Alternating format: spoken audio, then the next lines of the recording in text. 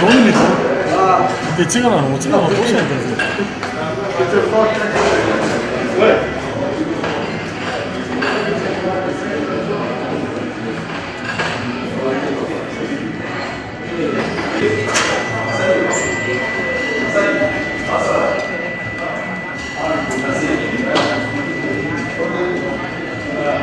C'était assez grand. Regardez quoi, ça débrouille.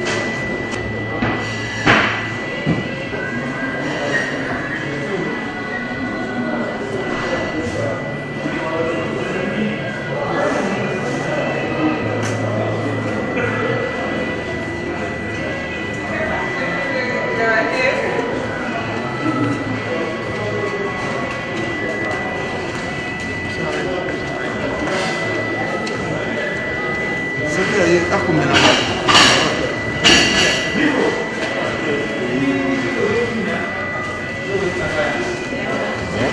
Bazolo na biso emoni pasi ya neo.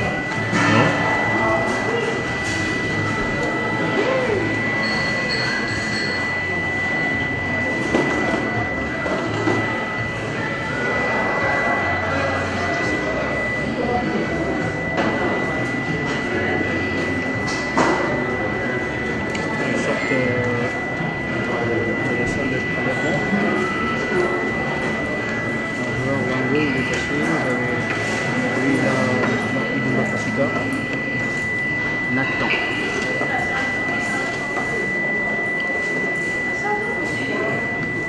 Nathan Idoum Pacifica qui est en train de monter, il va courir un qui est parti. Il va se côté. Le joueur resté positif. Qui arrive. C'est temps de passer sur le nouveau prélèvement. Pareil qui est vite.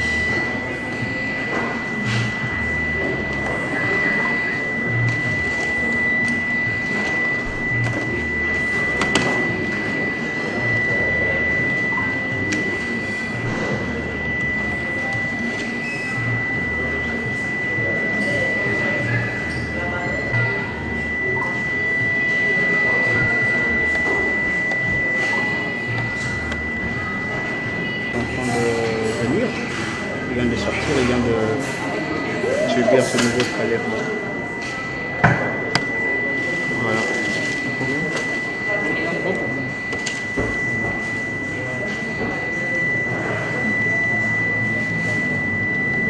Monte l'escalier.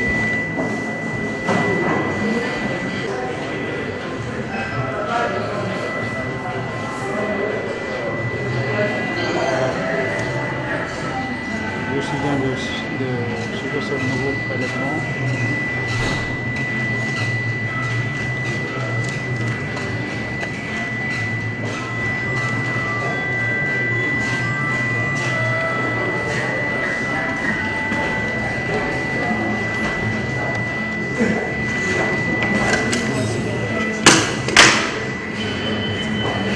Oubliez le passeport.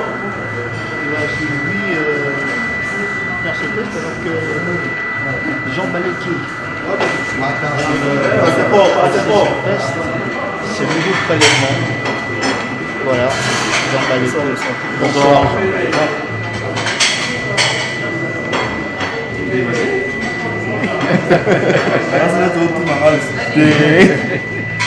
Allez.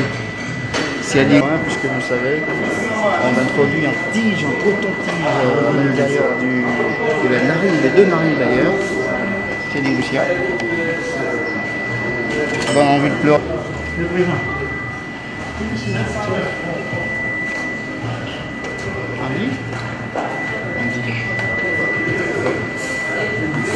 Andy Obétiété. Obétiété. Président. Voilà, vous sentez la détermination des joueurs. Voilà, ils sont déterminés, le joueur, avec quasiment le même message. Le président.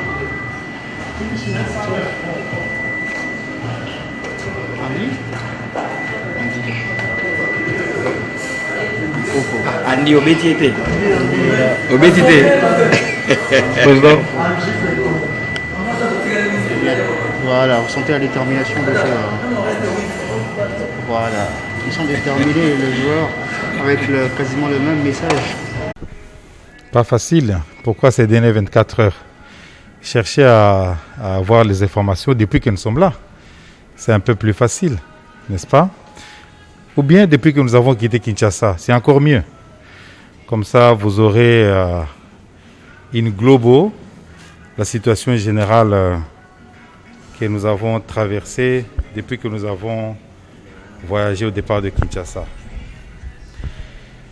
En fait, nous avons mis en place notre équipe dans des conditions que vous savez. Donc, à 80%, les joueurs, ils ont joué dans leurs équipes respectives en Ligue des Champions et en Coupe de la Confédération, dans les interclubs de la CAF. Et avant de jouer ces compétitions, ils ont été testés Covid. Et ces moments, ils ont été négatifs, qu'ils ont joué le 5 janvier et le 6 janvier à Kinshasa et à Lubumbashi. Fort de leurs résultats négatifs, ils ont fini leur match et avec ces résultats, ils sont sortis de Kinshasa pour aller en stage en Tanzanie. Arrivé en Tanzanie, le test était aussi négatif. Nous avons fait le stage. On a fait un séjour de près de 5 jours. On a joué contre le TFA Stars. On a fait les tests de sortie pour que la compagnie éthiopienne nous prenne. On était tous négatifs. On est entré ici au Cameroun par l'aéroport de Douala. Il faut reconnaître qu'à l'aller, nous avons passé la nuit à Addis Abeba et au retour, nous avons passé la nuit à Addis Abeba. Alors, à notre arrivée ici, nous sommes entrés sans test Covid. Alors, comme le règlement de la CAF dit que 48 heures avant le match, il faut faire le test, nous l'avons passé. Et comme toutes les autres équipes de la compétition, ils ont passé leur test Covid. Et tous ont été Covid. Je ne sais pas une seule équipe qui n'a pas présenté un cas de Covid. Au premier coup, nous étions, je crois, à 5 joueurs et un membre de staff. Ce membre de staff âgé de 63 ans, c'est Makanzou, le préparateur physique. Bon, écoutez, naturellement, nous avons cru que c'était un fait normal parce qu'ils nous ont dit, nous avons vu qu'ils étaient asymptomatiques et que d'ici là, ils allaient s'en sortir. On a mis les joueurs en quarantaine, ils ont pris les médicaments, Makanzou les a pris également, mais curieusement, au 4e jour, on fait le contrôle. Les dirigeants qui a 63 ans s'en sortent négatifs et aux joueurs, ils continuent la cure. Nous nous sommes dit, ça peut être normal. On va au deuxième match, on doit jouer la Libye. Et ces jours-là, on se retrouve devant un nombre assez plus costaud, mais c'est pas normal parce que là, ça a commencé à poser des interrogatoires. On a questionné la CAF et elle a dit non, aussi dans les autres équipes c'est pareil. Ainsi, nous vous avions demandé d'avoir le maximum de joueurs. On a inscrit 33 et nous étions encore en sécurité quand bien même on jouait la Libye. Alors, on va jouer le troisième match. Là, nous jouons le Niger. Nous sommes toujours premiers de notre groupe. Et ces jours-là, vous avez remarqué que le match a commencé avec 15 minutes de retard. Tout simplement parce que notre adversaire a dissimulé dans son effectif un joueur qui était positif. Nous l'avons dénoncé et puis le match a commencé en retard parce qu'il s'est échauffé avec nous. Il s'est échauffé avec ses collègues. Il s'est échauffé sur le terrain. Et quelques minutes avant de sortir des vestiaires, nous avons décelé le cas. La CAF l'a extrait du groupe et nous avons joué notre match que nous avons bel et bien gagné. Premier du groupe, on se retrouve ici. On doit croiser le faible de l'autre groupe, du groupe A. Donc, c'est lui qui était deuxième, le Cameroun, donc le pays organisateur. On vient nous tester Covid pendant que nos confinés venaient d'être testés la veille, dont notamment le coach Florent, il était déjà négatif. 3 joueurs étaient déjà négatifs. Bulletin à l'appui, ils se sont entraînés avec les autres. On vient nous tester, on oblige de tester encore ceux-là qui sont sortis la veille. Nous disons, on ne se reproche de rien, parce qu'ils sont déjà négatifs naturellement. Alors, les résultats qui devaient sortir le soir n'est plus sortis. Et nous avons demandé pourquoi. On nous a dit que ça va sortir 1 heure après, 1 heure après, 1 heure après, jusqu'à dormir. Le lendemain matin, donc ce matin, nous n'avons toujours pas de résultats et nous faisons pression.